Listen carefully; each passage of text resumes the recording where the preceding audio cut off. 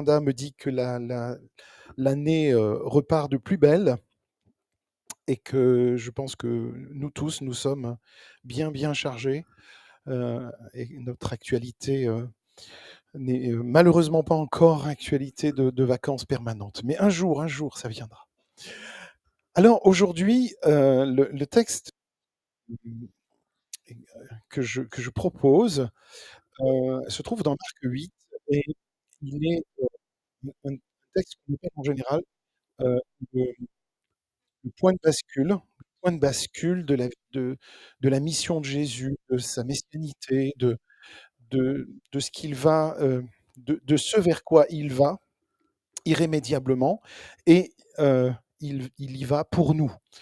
Il va vers Jérusalem, il va vers la croix. Alors on va lire, dans un premier temps le texte ici de, Marc 8. Heu, Jésus s'en alla avec ses disciples dans les villages de Césarée de Philippe et leur posa en chemin cette question: «Qui dit-on que je suis?» C'est tellement connu, hein, ces versets, vous allez dire: «Oh, qu'est-ce qu'on va pouvoir dire de plus?» Bon, ben, c'est toujours bien de faire une petite révision. Ils répondirent: «Jean-Baptiste, les autres Élie, les autres des prophètes. Et vous?» leur demanda-t-il. «Qui dites-vous que je suis?» Pierre lui répondit: «Tu es le Christ». Jésus leur recommanda sévèrement de ne dire cela de lui à personne. Alors il commença à leur apprendre ce qu'il fallait que le Fils de l'homme souffrit beaucoup, qu'il fût rejeté par les anciens, par les principaux sacrificateurs et par les scribes, qu'il fût mis à mort et qu'il ressuscita 3 jours après. Il leur disait ces choses ouvertement, et Pierre, l'ayant pris à part, se mit à le reprendre. Mais Jésus, se retournant et regarda ses disciples, réprimanda Pierre et dit: Arrière de moi, Satan, car tu ne conçois pas les choses de Dieu, tu n'as que des pensées humaines. Puis, ayant appelé la foule avec ses disciples, il leur dit: Si quelqu'un veut venir après moi, qu'il renonce à lui-même, qu'il se charge de sa croix et qu'il me suive. Car celui qui voudra sauver sa vie la perdra, mais celui qui perdra sa vie à cause de moi et de la bonne nouvelle la sauvera. Et que sert-il à un homme de gagner le monde s'il perd son âme? Que donnerait un homme en échange de son âme? Donc on peut revenir juste sur le titre, Alain. Merci beaucoup, Alain. Le Messie révélé. Alors on appelle souvent ce passage le secret messianique. Le secret messianique, pourquoi? Parce que toute la première partie de la vie de Jésus va être constellée, si vous voulez, de silence que Jésus va imposer. Par exemple, tel miracle, ne raconte à personne que tu as été guéri. Et c'est vrai que ça paraît un peu mystérieux parfois de dire mais pourquoi est-ce que Jésus ne veut pas, ne souhaite pas que ce miracle soit révélé, que soit connu. Ça nous paraît étrange, on dirait nous plutôt au contraire. Il vaut mieux que tout le monde le sache pour que du coup Jésus devienne populaire et que sa parole soit répandue. Mais il y a des temps pour ça, il y a des temps aussi pour ne pas en parler. Et donc dans l'évangile de Marc, on va voir que Jésus impose souvent le silence, et ce silence que Jésus impose quand il dit ne dis rien, on appelle ça le secret messianique. Voilà, c'est un nom assez commun en courant en théologie, une expression courante. On voit que par exemple, après avoir chassé les démons, au tout début de l'évangile de Marc, hein, Jésus leur interdit de parler parce qu'il savait qu'il était le Saint de Dieu. C'est-à-dire que les démons savent qui est Jésus. Mais Jésus ne voulait pas que cette information se répande.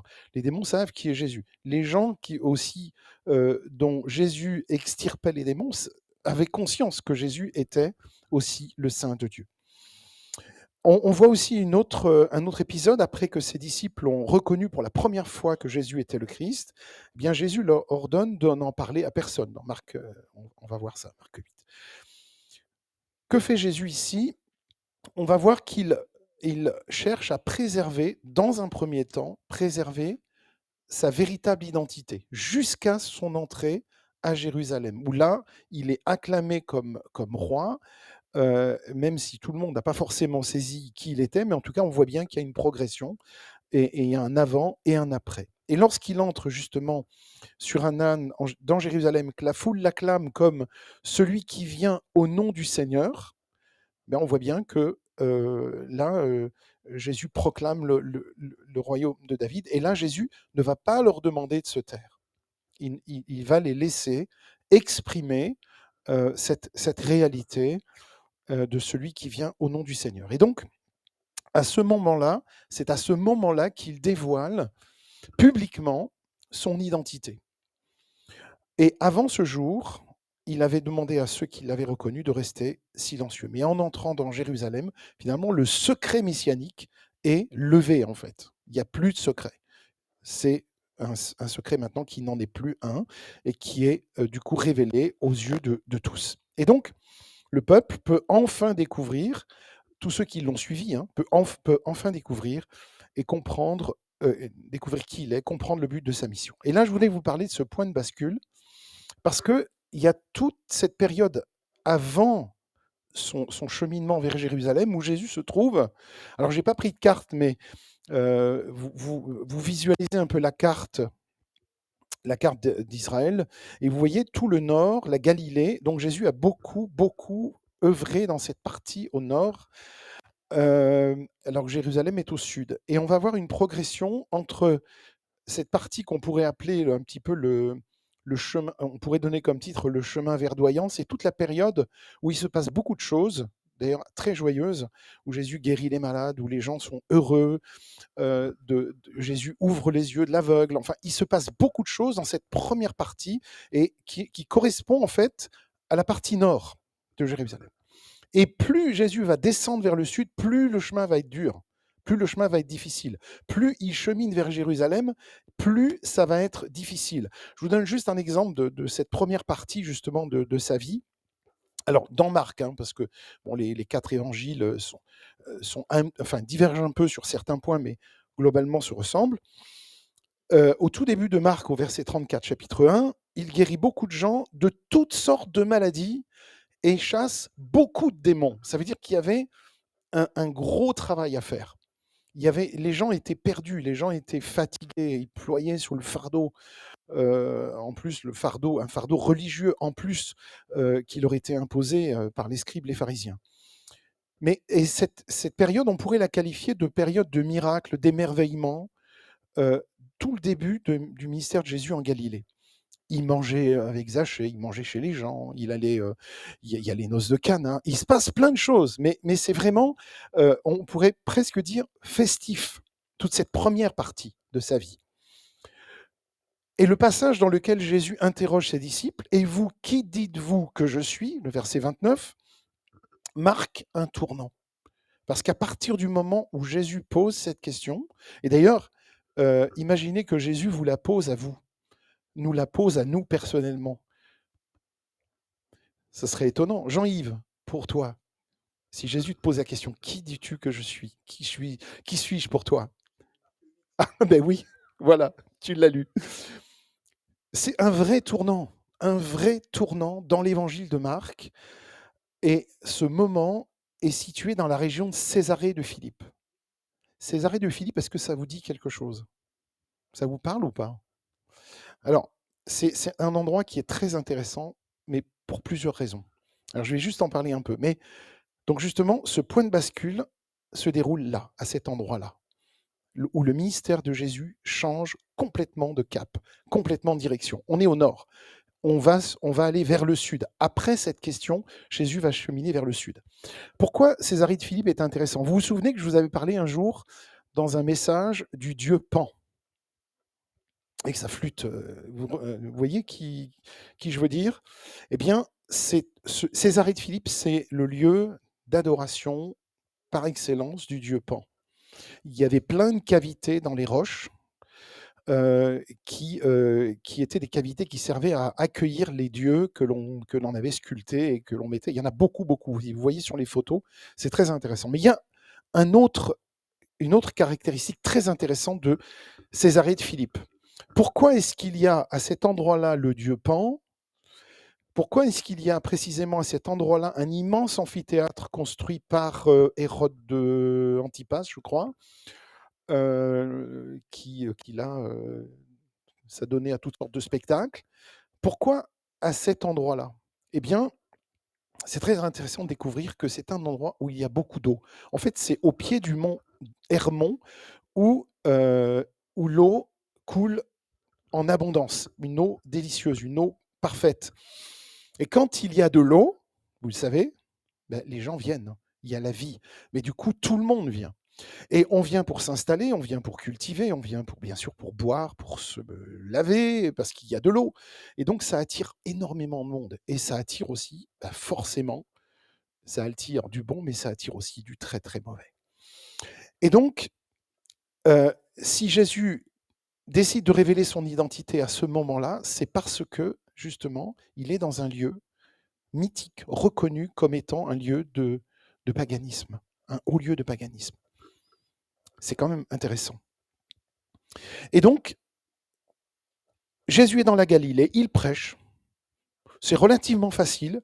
Il prêche l'évangile, il prêche la bonne nouvelle. Il guérit beaucoup de malades et il accomplit des miracles. Parce qu'il y a aussi énormément de besoins. C'est un petit peu différent dans le sud. Jérusalem, capitale, tout le monde va à la synagogue, au temple, pour adorer Dieu. C'est un petit peu différent au sud. Mais au nord, il n'y a pas cette vie spirituelle. Après cet épisode de Césarée de Philippe, Jésus commence un cheminement résolu vers Jérusalem. Un chemin qui, et Jésus le sait, qui va le mener à la croix. Et donc cette direction-là est soulignée par une expression qu'on va retrouver très très souvent, c'est l'expression en chemin.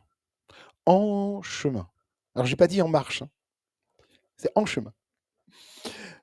Il y en a qui rigolent, qui savent pourquoi j'ai dit ça. On trouve en chemin 9 fois dans les chapitres 8 à 12 de Marc, pour marquer justement cette marche vers Jérusalem. En chemin, vers. En chemin, vers. Ce thème du chemin, est symbolique de la marche du disciple avec son maître, en évitant, et chacun de nous tous ici aujourd'hui, à réfléchir sur la direction de notre propre marche chrétienne, mais aussi sur la direction de notre vie. Si Jésus nous pose la question, est-ce que Edison, Julie, Anne-Sophie, vous voulez cheminer avec moi? On dit oui, bien sûr, Seigneur, je veux cheminer avec toi. Est-ce qu'on a conscience que ce n'est pas une vie facile que le Seigneur nous propose? Alors, c'est une vie extraordinaire parce que c'est une vie joyeuse, c'est une bonne nouvelle qu'on reçoit. Il nous invite, le Seigneur nous invite à le recevoir comme Sauveur et Seigneur. Il y a 1000 promesses qui sont reliées à cet appel, mais c'est aussi un chemin qui n'est pas facile, qui pourrait même devenir très difficile. Alors, je pense en particulier aux périodes de persécution. On reçoit des nouvelles. Si vous recevez les nouvelles de Portes Ouvertes, vous allez vous rendre compte très rapidement que les chrétiens sont très durement persécutés. Il y a des pays où c'est vraiment tragique. Et ça fait partie de l'offre de Jésus. C'est un chemin où il y a où je deviens ton ami, ton frère, ton Seigneur, ton Sauveur, mais c'est un chemin où si tu me suis, ça va être difficile. Ça pourrait même être très, très dur. Non pas que le Seigneur nous embarque dans des histoires pas possibles, mais c'est pas lui, c'est le fait de l'aimer, le fait de s'attacher à lui qui fait que ça ne plaît pas à tout le monde et que du coup la persécution vient. On pourrait dire que justement, donc, il y a dans la vie chrétienne un peu des saisons, un peu comme le printemps, l'été, et puis il peut y avoir l'hiver. Et l'hiver, c'est la période qui peut être vraiment difficile, cette période de persécution. Donc Marc présente le ministère de Jésus en 2 phases. La phase 1, dans la première partie du ministère, Jésus en Galilée, je le répète, hein, parce que c'est toujours bien de répéter, avec un enthousiasme des foules qui est vraiment palpable. On voit combien les gens sont heureux, de découvrir cette personne de Jésus, et donc ce temps de miracle, d'émerveillement, de prédication vibrante, enthousiasmante. Et puis la phase 2 qui, à partir de cet épisode de Césarée de Philippe, le lieu d'adoration du dieu Pan et de 1000 autres dieux, hein. C'est vraiment, incroyable. Et aussi Hérode qui avait construit cet amphithéâtre à Césarée de Philippe, pour, pour célébrer la destruction du temple, je crois, ou quelque chose, enfin, du temple de Jérusalem, ouais. En tout cas, il célébrait quelque chose, ou l'invasion de Jérusalem. Enfin, il faut que je vérifie mes sources, mais en tout cas, il voulait célébrer quelque chose. Il a choisi cet endroit-là. C'est pas pour rien. C'est pas pour rien. Et donc, une nouvelle phase commence qui est marquée par une préparation à la souffrance et à la croix. Et c'est là où vous allez voir, c'est intéressant, que la réaction de Pierre est intéressante. Parce que Pierre ne veut pas que Jésus souffre. Et lui non plus, je pense qu'il n'a pas envie de souffrir, mais il ne veut pas que Jésus aille vers un chemin de souffrance, en chemin vers Jérusalem. C'est répété un nombre de fois incroyable. Et dans la vie du disciple, si vous considérez que vous êtes disciple de Jésus, c'est pareil. En fait, il y a des moments dans notre vie chrétienne qui ressemblent à ce temps de miracle, à ce temps de dynamisme. On est porté par la joie de la vie en Christ. On est heureux, on lit notre Bible, on comprend ce qu'on lit, on est joyeux, on a envie de le communiquer aux autres. Et puis, il y a aussi des moments où on est appelé à prendre notre croix, à marcher avec Jésus sur un chemin qui est rocailleux, qui est, qui est pas balisé, qui est pas facile. Et parfois même, on est aussi parfois même victime du rejet, parce que nous aimons Jésus. Et donc ces deux aspects-là, mes amis, font partie intégrante de notre marche avec Dieu, et on peut dire presque l'un ne va pas sans l'autre. Si, par exemple, vous parlez à quelqu'un de Jésus et vous lui dites, avec Jésus, si tu suis Jésus, tout sera facile, vous donnez qu'une partie du programme. Il faut parler de la deuxième partie. Oui, il sera ton ami, oui, il va te donner la vie en abondance, mais il y aura aussi des moments difficiles. Et donc, l'évolution, il y a une évolution dans la compréhension des disciples. Parce que tant qu'ils étaient avec Jésus, vous voyez bien que les disciples étaient relativement protégés. C'est-à-dire, c'est Jésus qui parlait, c'est Jésus qui avait l'autorité, c'est Jésus qui renversait les tables, c'est Jésus qui guérissait, et les disciples se contentaient de suivre. Parce que quand ils essayaient de faire des miracles, vous avez remarqué que ça ne marchait pas toujours. Quand ils marchent sur l'eau, Pierre s'enfonce. Quand ils veulent pêcher, eh ben, ça ne marche pas du côté gauche. Alors Jésus leur dit, bah, tu jettes le filet du côté droit, et là, il y a du poisson. Et donc, ils sont constamment pendus, suspendus à une action de Jésus, et avec Jésus, ils se sentent bien, ils sont en sécurité. Ben, nous, c'est pareil, hein. Quand Jésus est à nos côtés, on se sent en sécurité. Mais quand on a l'impression que Jésus n'est plus là, mais ça ne va pas dans nos vies. Ben, c'est pareil pour les disciples. Mais il faut, à ce moment-là, une évolution dans la compréhension de qui est Jésus. C'est tout l'intérêt de ce passage. C'est tout l'intérêt de, de, de ce messianisme révélé. Jésus, Messie révélé.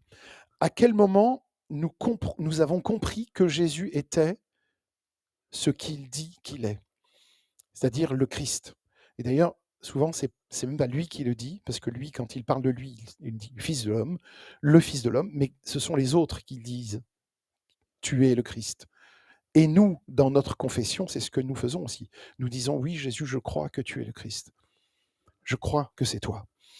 Et donc, on voit dans ce passage justement un changement complet dans la manière dont les disciples vont réagir aux enseignements de Jésus. On a l'impression que dans toute la première partie, ils dorment un peu, ils sont un peu là, ils écoutent, voilà, ils écoutent Jésus. C'est bien, c'est sympathique, son enseignement, c'est bien, ça nous fait du bien. Et puis d'un seul coup, dans la deuxième partie, on a l'impression que là, tout le monde se réveille parce qu'ils prennent conscience de la gravité. Et ils prennent conscience que quelque chose est en train de basculer et qu'on va plus pouvoir contrôler ça. Et donc, au début de l'évangile de Marc, ils ont du mal à comprendre ces paroles, et les paraboles, pardon. Jésus doit tout le temps leur expliquer en privé. Si vous regardez Marc 4, verset 34, il il dit les paraboles, il y a les disciples et puis il y a d'autres gens et je ne sais pas pour quelle raison Jésus les prend à part pour leur expliquer. Est-ce que c'est pour que le reste de la foule ne comprenne pas la parabole, mais ça m'étonnerait, ou est-ce que c'est pour que, les disciples ne se tapent pas la honte devant tout le monde? Je ne sais pas, mais c'est toujours assez intéressant ce passage-là. Donc il les prend à part en privé. Maintenant je vais vous expliquer. Voilà ce que j'ai voulu dire et c'est ce que Jésus fait avec nous, parce qu'il nous aime et il nous prend aussi pour des adultes, il nous prend pas pour des enfants et après cet épisode, on va voir que les paraboles, il y en a plus. Il y a plus de paraboles. Toute cette partie-là, de très poétique, très, heu, où il dit les choses, avec d'autres mots, eh bien, les disciples commencent à se poser des questions plus profondes et là, il va entrer un peu plus dans la théologie. Il semble entrer dans une phase de compréhension plus mature de la mission de Jésus et ça nous enseigne une vérité essentielle. C'est que si vous commencez, par exemple, à étudier la Bible au tout début, vous êtes vraiment vous dites: «Pascal, je suis vraiment au tout début de la Bible, j'essaie de comprendre, il y a plein de choses que je ne comprends pas dans la Bible». Bah, c'est normal, mais c'était pareil pour les disciples. En fait, leur compréhension se fait étape par étape. C'est pas tout d'un coup et petit à petit, avec l'expérience, en apprenant à connaître Jésus, ils comprennent toujours mieux qui il est et aussi le but de sa mission. Et donc, comme les disciples, nous aussi, on doit passer par des moments de doute, des moments d'incompréhension. Moi, je voudrais vraiment vous dire, si vous passez par des moments de doute, c'est normal. Il n'y a rien d'anormal à ça. Il y a des choses que vous ne comprenez pas, c'est normal. Mais petit à petit, le Seigneur se révèle aussi à nous. Et donc, avant de saisir complètement les enseignements de Jésus, ben, ça nous encourage aussi, nous, à la patience. Euh, Patience avec nous-mêmes, patience avec les autres, la marche de la foi, le cheminement dans la foi, eh ben, c'est parfois un peu laborieux. Alors, je reviens à cette question. Qui dites-vous que je suis? Dans ce passage, Jésus pose une question vraiment directe, qui n'est pas une question fermée, qui est une question qui appelle plusieurs réponses. Alors, Jésus pose cette question ouverte. Qui dit-on que je suis? Première question générale, qui permet aux disciples d'exprimer ce qu'ils ont entendu autour d'eux. Eh ben, moi, j'ai entendu que quelqu'un a dit que tu es un tel, Jean-Baptiste. Moi, j'ai entendu dire que bah, il y a des gens qui disent que tu es Élie, ou un des prophètes. On ne sait pas lequel. Il n'y a pas de nom, mais moi, j'ai entendu des gens qui disaient que toi, tu étais un prophète. Et il y a une sorte de confusion populaire. Et vous savez, c'est important de pas juste dire quand vous dites votre foi, quand vous témoignez de votre foi, j'ai entendu le pasteur ou j'ai entendu Jean-Yves ou d'autres dire ça, mais j'ai vu par moi-même. J'ai cherché par moi-même et j'ai trouvé et j'ai compris. Les gens perçoivent Jésus comme une figure prophétique importante, ça c'est sûr, ça fait aucun doute, mais ils n'ont pas encore saisi sa véritable identité parce que ils ne se sont pas appropriés Jésus. Ils n'ont pas pensé que Jésus était pour eux. C'était pour les autres. Mais non, Jésus, il est pour toi et pour moi. Et ensuite, Jésus va poser cette question cruciale. Donc, il demande d'abord qui dit-on que je suis autour de vous. Puis après, il va poser une question encore plus directe. Et vous, qui dites-vous que je suis? Vous. Et donc, cette question, elle interpelle directement le cœur des disciples. Qu'est-ce que vous avez compris de moi après avoir cheminé avec moi pendant toutes ces années? Et donc, c'est une question personnelle qui exige une réponse intime, mais qui nous engage. C'est-à-dire que je ne dis plus nous les chrétiens, nous croyons, mais moi, Pascal, je crois. Vous savez, il y a cette foi communautaire qui existe, hein, de dire ben, nous, à Deuil-la-Barre, nous croyons que. Vous croyez que c'est suffisant? C'est qu'est-ce que toi tu crois? Qu'est-ce que moi je crois? Comment j'ai compris qui était Jésus pour moi? Et donc, c'est très important. Et donc Pierre prend la parole et déclare, tu es le Christ. Marc 8, 29, c'est ça notre point de bascule. Notre point de bascule, il est là. Une affirmation qui est simple, mais imaginez lourde de conséquences. Le mot Christ vient du grec Christos, qui signifie celui qui est oint, comme le roi, le Messie attendu par le peuple juif pour délivrer Israël. Et pourtant, même Pierre, en proclamant Jésus comme le Messie, ne comprend pas encore pleinement ce que ça signifie. Il a enfin dit le mot, mais il n'a pas encore tout à fait compris. Il le proclame comme Messie, mais qu'est-ce que ça veut dire pour lui? D'abord, il y avait une attente populaire d'un Messie qui, c'est connu ça, hein, vous le savez, qui est un libérateur, mais politique.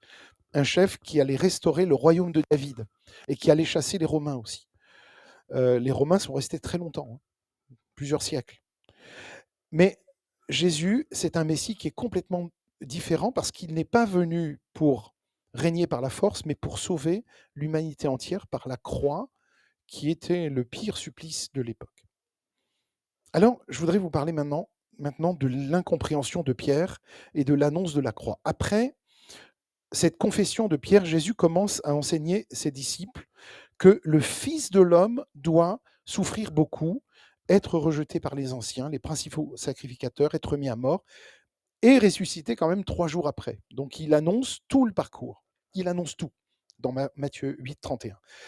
Mais il leur annonce pour la première fois une chose, c'est qu'il sera rejeté. C'est la première fois qu'il le dit. Et qu'il souffrira, et qu'il sera tué, mais qu'il va ressusciter. Donc, c'est la première fois, dans ce point de bascule, qu'il va annoncer tout le programme, c'est-à-dire tout ce qui va suivre jusqu'à la fin, jusqu'au bout. Pierre est choqué. Vraiment, Pierre reçoit un choc, une dissonance cognitive, on pourrait dire, d'une certaine façon. Et du coup, il va prendre Jésus à part, parce qu'il ne veut pas reprendre Jésus devant tout le monde. Il le prend à part et commence à le réprimander. Imaginez, au verset 32. Et donc Pierre, comme beaucoup, avait en tête l'image d'un Messie glorieux, souffrant, sans souffrance, sans rejet. Et il prend Jésus à part, il dit: «Jésus, mais ça, ce que tu dis, ça n'a pas de sens. Tu peux pas dire ça, tu peux pas dire ça devant tout le monde.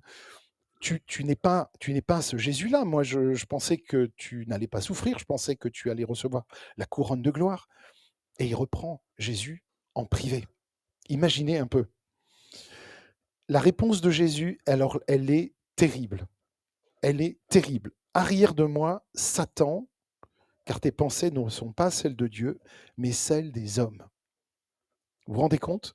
Il voit dans la réaction de Pierre une tentation, un peu comme celle qu'il avait affrontée au désert d'ailleurs, dans Matthieu 4, où le diable vient lui dire si tu sautes, hein, il t'arrivera rien. Hein.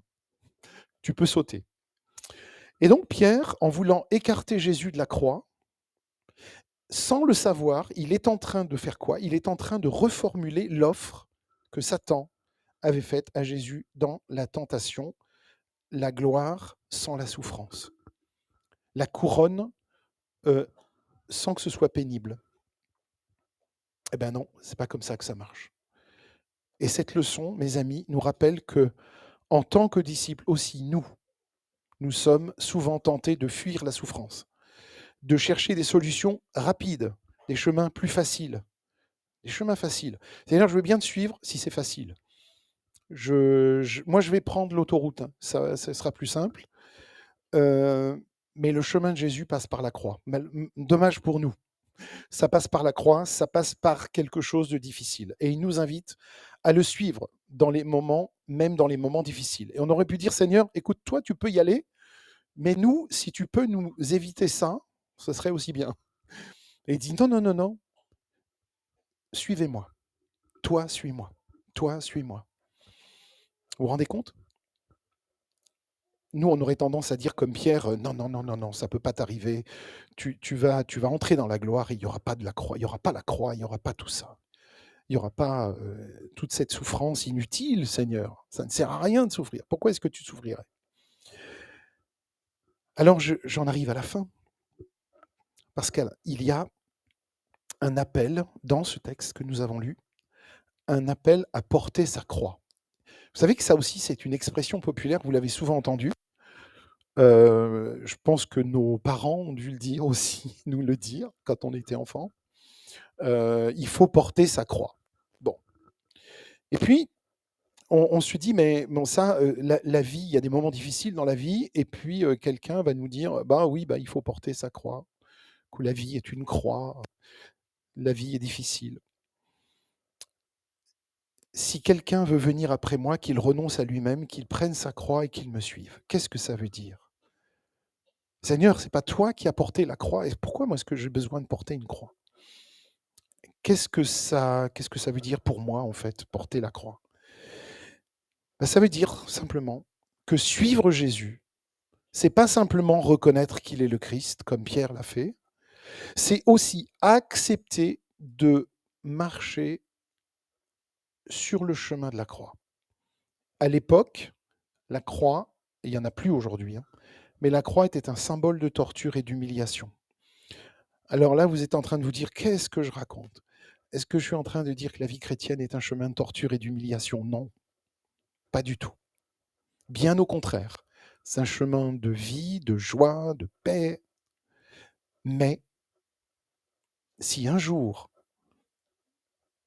nous acceptons de suivre Jésus jusqu'au bout et que nous entrons dans une période difficile, je pense à la persécution, bien sûr, en particulier, elle existe aujourd'hui.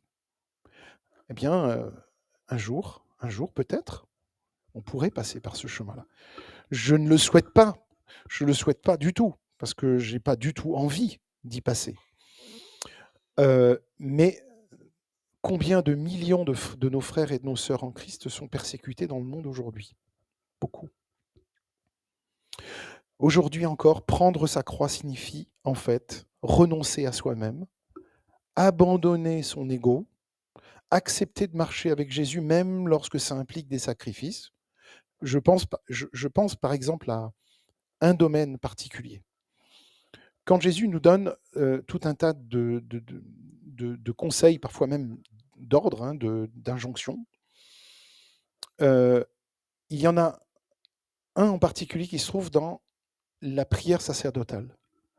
Pardonne-nous nos offenses, comme nous pardonnons à ceux qui nous ont offensés. Eh bien, c'est dur de pardonner et c'est dur de demander pardon. Mais ça fait partie des choses difficiles que le Seigneur nous demande. Mais regardez le résultat. Regardez comme lorsqu'on le fait, comme c'est bienfaisant. N'est-ce pas? Regardez les résultats que ça produit. Regardez les résultats que le pardon produit. C'est ça. Renoncer à soi-même, c'est ça. C'est demander pardon, s'humilier. S'humilier en demandant pardon. Mais moi, je ne veux jamais demander pardon. Je ne veux jamais m'humilier parce que de toute façon, moi, j'ai raison. Mais même si vous avez raison, mes amis, vous demandez pardon quand même. C'est pas un souci. Vous demandez pardon et observez les résultats. Observez les résultats et vous allez voir la promesse qu'il y a derrière. Donc Jésus poursuit avec quelque chose qui est encore plus dur à entendre, tout aussi dur à entendre. Celui qui veut sauver sa vie la perdra, mais celui qui perd sa vie à cause de moi et de l'évangile de la bonne nouvelle la sauvera. Cette phrase renverse la logique humaine, je suis d'accord avec vous, il n'y a aucune logique là-dedans. Et on est souvent tenté de tout faire pour sauver notre vie, protéger nos intérêts, mais Jésus nous enseigne que c'est en perdant notre vie pour lui, en nous abandonnant à sa volonté, qu'on trouve la véritable vie. Alors, conclusion. Le passage de l'évangile de Marc nous enseigne que suivre Jésus implique de marcher avec lui sur un chemin de croix. C'est le chemin, en chemin vers Jérusalem, en chemin vers... Tout le monde va suivre Jésus, hein, tout le monde va l'acclamer à l'entrée de Jérusalem, tout le monde va le suivre, mais il sera le seul à monter sur la croix. Nous, on va être au pied de la croix et on va observer ce sauveur qui se donne. Ce chemin, ce n'est pas celui du confort ou de la facilité, bien que le Seigneur n'est absolument pas contre ces choses, mais c'est le chemin qui mène à la véritable vie, à la résurrection, à la communion profonde avec Dieu, mais aussi à, je dirais, la communion dans l'Église. C'est ça qui a permis, c'est ce chemin vers Jérusalem qui a permis aussi de bâtir l'Église que nous sommes aujourd'hui. Parce que chacun individuellement, nous sommes une personne sauvée par Jésus, mais ensemble, nous sommes l'Église. Et donc Pierre, en confessant que Jésus est le Christ, oui, tu es le Christ, eh bien Pierre, sans s'en rendre compte, est en train d'ouvrir une nouvelle étape dans la vie des disciples. Et cette confession doit aussi être suivie d'une acceptation de la croix. Et nous sommes appelés à faire de même. Reconnaître Jésus comme le Seigneur, c'est aussi accepter de le suivre.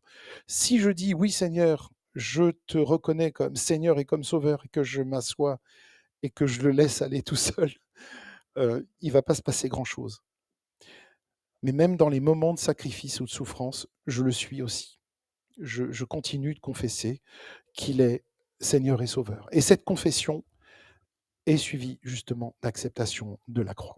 Alors que le Seigneur nous donne la force de porter notre croix, de renoncer à nous-mêmes, de suivre Jésus en sachant que la croix n'est pas la fin.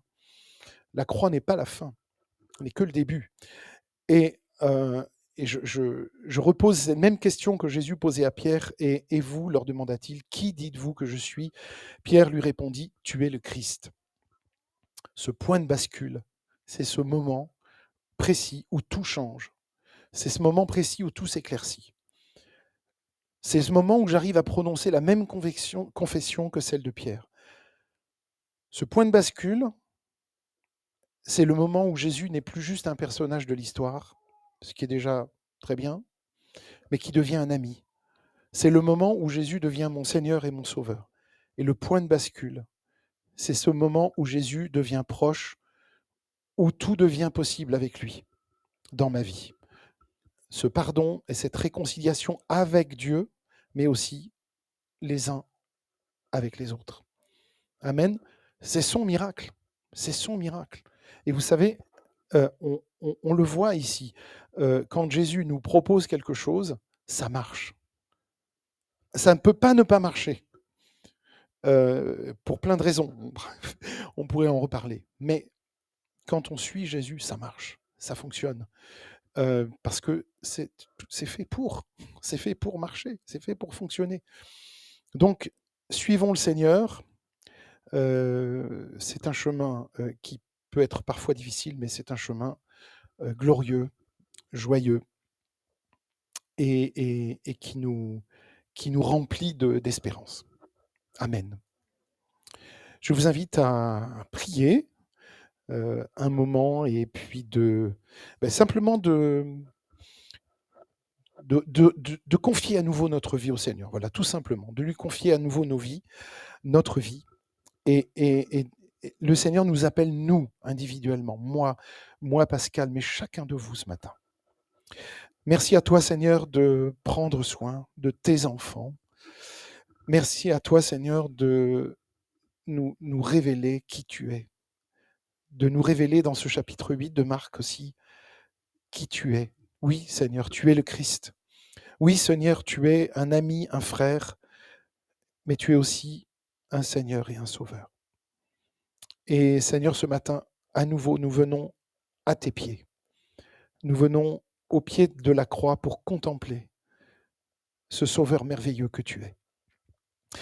Et Seigneur, ce matin, je te prie de venir consoler nos cœurs, consoler ceux qui ont besoin d'être consolés, encourager ceux qui ont besoin d'être encouragés. Redonne-nous, Seigneur, la joie de ton salut ce matin, au nom de Jésus. Amen. Amen.